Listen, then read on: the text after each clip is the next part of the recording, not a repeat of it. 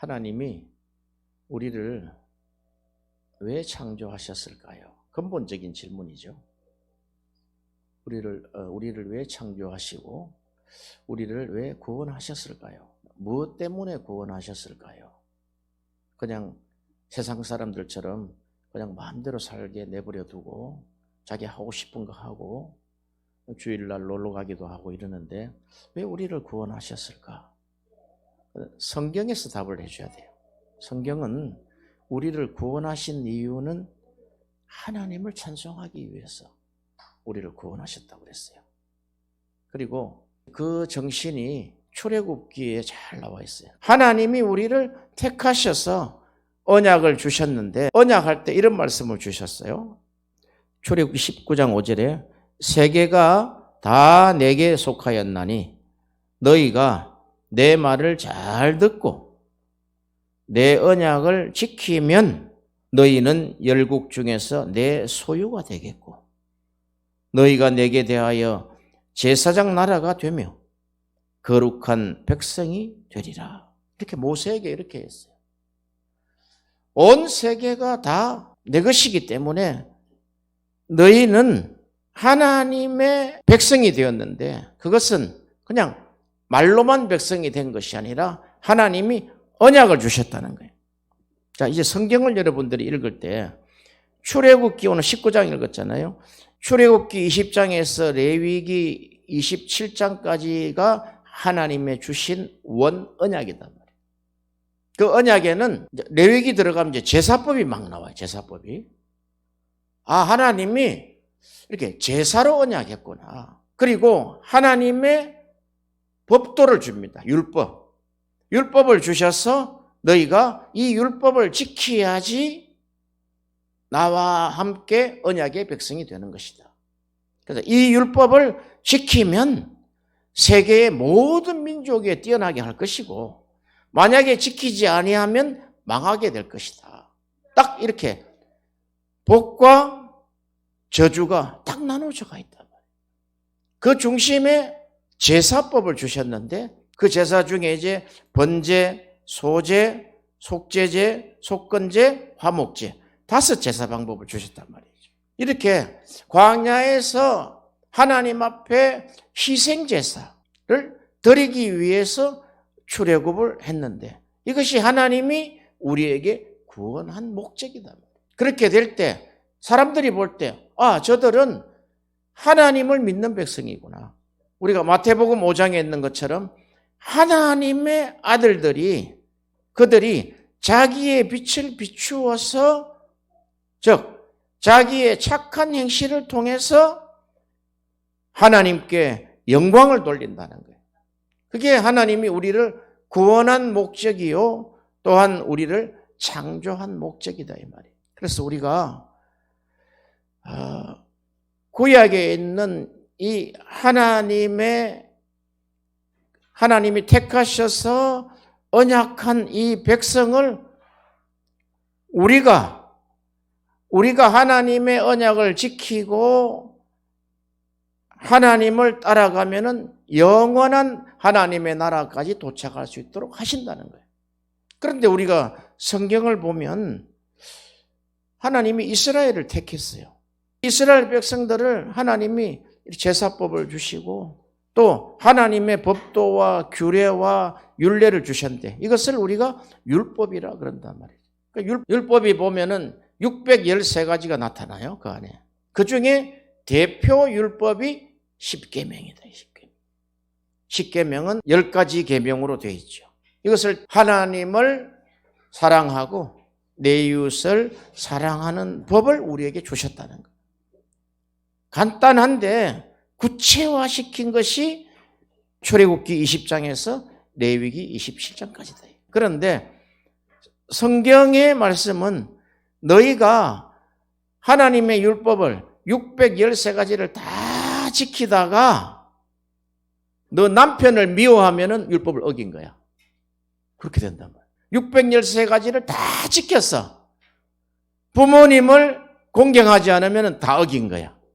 성경은 이렇게 이야기한단 말이에요. 율법사가 물어봐요. 율법사가 예수님을 시험하는 장면이었어요. 어떻게 영생을 얻을 수 있느냐 하니까 예수님이 십계명, 하나님이 주신 율법을 지키면은 영생할 수 있다는 거예요. 예수님의 말씀이. 그게 정답이죠. 그러면 결국 뭐냐? 하나님이 우리를 택하셔서 우리에게 언약을 주신 출애굽기 20장부터 레위기 27장을 잘 지키면은 하나님이 영생하도록 하겠다. 우리가 지금 입고 있는 육신의 몸도 있지만 성경은 영의 몸도 있느니라. 그 영의 몸이, 육신은 한정이 있어요. 한정이. 100세 내외면 다 이 땅에서 없어지게 돼 있어요. 그 영의 몸이 영원토록 천국에 들어간다는 거예요. 이게 영생이라는 거지. 아니, 우리 인생에게 그보다 귀한 것이 있겠어요? 만약에 한 80년, 90년 살다가 죽어서 다 끝나버린다. 그러면 무신론자처럼 살고 말지요. 하나님보다 더 큰 분이 어디 있어요? 응? 하나님보다 더 위대한 분이 어디 있냐고. 하나님이란 뜻은 한마디로 이야기하면 전능이다. 전능. 전능하신 분이다. 모든 것이 가능하다는 거예요. 왜? 세계가 다 내 것이다 그랬으니까. 창조주다 이게. 구원주다 이게. 심판주다 이게. 이 세계를 모르면 안 된단 말이에요. 창조하시고 우리를 구원하시고 마지막 날 장차올 심판을 하신다. 무신론의 시대에 우리에게 믿을 수 있는 하나님의 성령을 주셔서 감사한 거예요. 그러면 믿는 자는 어떻게 살아야 되느냐? 너희는 세상의 소금이고 세상의 빛이다. 빛을 사람에게 비추고 사람에게 비추어서 너희의 착한 행실을 통해서 그 사람들이 하나님의 아들들이구나 하는 것을 알게 해라는 거예요. 마태복음 6장 19절에 너희를 위하여 보물을 땅에 쌓아두지 말고 너희를 위하여 보물을 하늘에 쌓아두라. 땅에 쌓아두면은 좀과 동록, 녹 쓰는 거죠. 녹이 해하며 도적이 구멍을 뚫고 도적질한다는 거예요. 그럼 여기서 보물이 뭐냐는 거죠. 너희를 위하여 보물을 땅에 쌓아두지 말라 하고, 두 번째는 너의 보물이 있는 그곳에 내 마음도 있느니라 그랬어요. 보물이 뭐라고 생각해요? 가장 내가 지금 보물이라고 생각하는 거. 뭐라고 생각할까? 보물?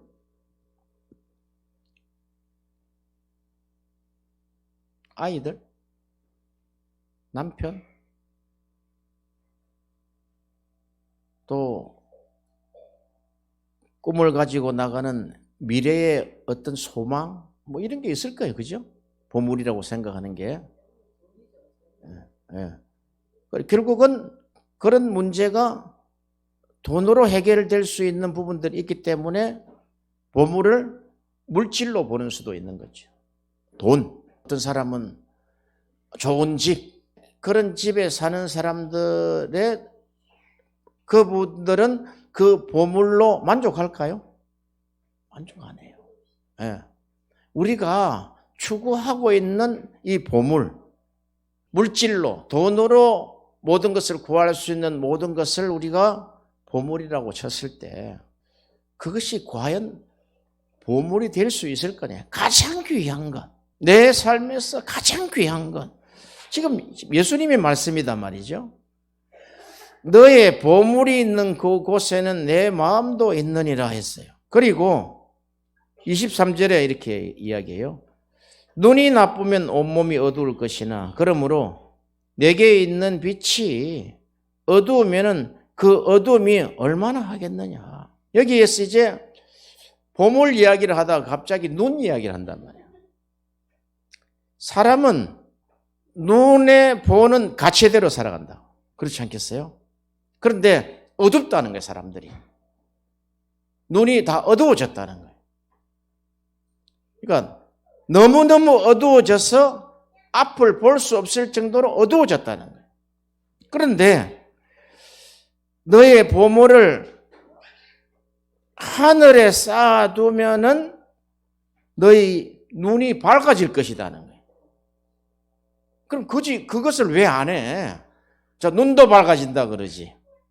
좀과 동록도 안 먹는다 그러지. 영구적이다 이 말이죠. 도대체 예수님이 이야기하신 이 보물의 정체가 뭐냐 이거죠. 그럼 성경은 그 정체를 알려면은 본문의 앞뒷면을 잘 보면 돼요. 이 말씀을 하기 전에 무슨 말씀을 하셨느냐? 이 말씀을 할 때 마태복음 6장에 구제와 기도와 금식을 이야기하면서 보물 이야기를 했어요. 자, 구제는 사람을 섬기는 거죠. 기도는 하나님 앞에 하는 거잖아요. 하나님 앞에 가장 기도다운 기도가 주기도문이란 말이죠. 너희가 너의 보물을 하늘에 쌓아두라 하는 이 보물은 궁극적으로 보면은 이 보물은 하나님이다. 하나님. 하나님의 실존이고 하나님과 교제하는 것이다. 구제, 기도, 금식을 사람에게 보이지 마라. 엄밀하게 계시는 하나님 앞에 드려라는 거예요.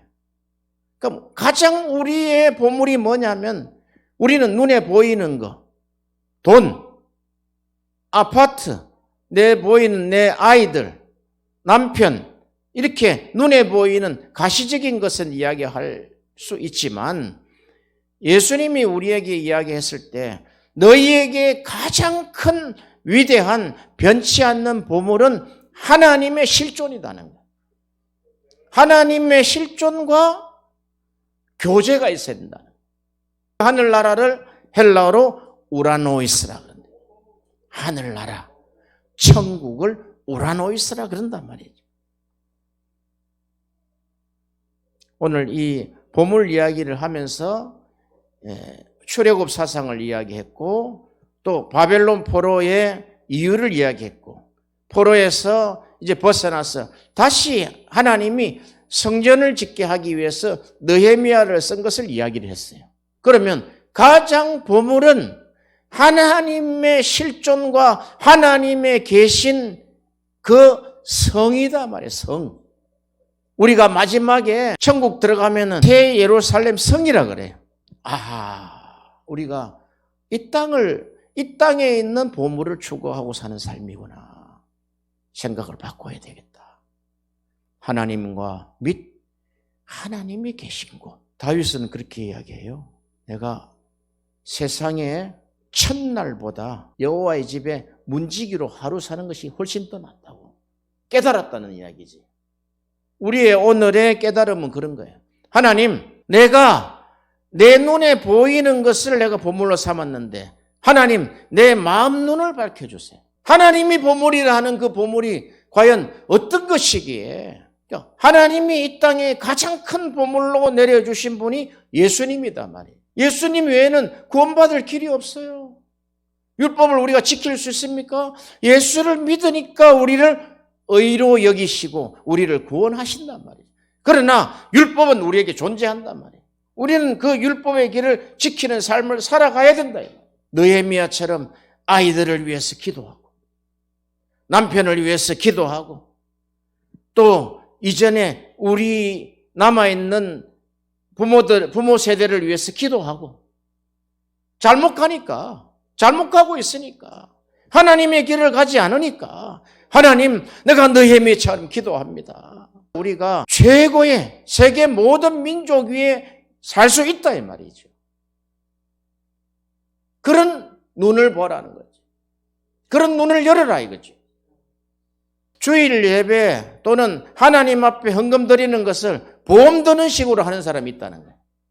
내가 주일 예배를 드렸으니까 하나님 좀 잘못한 일도 안에 봐주시겠지. 그런 하나님이 아니다. 하나님은 딱 율법을 정해놨다고. 율법대로 반드시 안식일을 지켜야 돼.